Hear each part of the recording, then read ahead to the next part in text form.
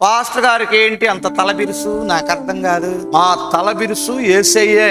ఎందుకో తెలుసా? ఆయన నామం ఎక్కడ తక్కువ చేయబడకూడదు. స్తోత్రం చెప్పాలి. ఆయన నామం మహిమపరచబడాలి. ఈ పాపానికి లొంగన వాడే క్రీస్తువుడు. మోషే ఐగుప్తు ధనము కంటే క్రీస్తు నిమిత్తమైన నింద గొప్ప భాగ్యమని ఎంచుకున్నాడట. ఐగుప్తులో గొప్ప భోగాలు అనుభవించుట కంటే దేవుని ప్రజలతో శ్రమ అనుభవించుట మేలను ఎంచుకున్నాడట. అందుకనే మోషేని దేవుడు 30 లక్షల కాల్బలానికి తండ్రిని, నాయకుడిని ఆధారంగా మార్చి ఈనాటికి కూడా ఆరాధించబడడానికి, ఈనాటికి కూడా కొనియాడబడడానికి కారణం అతను తీసుకున్న సమర్పణ. మీకందరికి నేను మనవి చేస్తున్నాను, చాలాసార్లు మీరు ఎక్కడైనా లొంగిపోవాల్సి వస్తే శోధనకి అస్సలు లొంగొద్దు. మీరు ఎప్పుడైతే లొంగకుండా ఉంటారో నీ పిల్లలను వారి కీర్తిని దేవుడు పైకి లేపుతాడు, వారి ఘనతనిస్తాడు దేవుడు. హల్లెలూయా.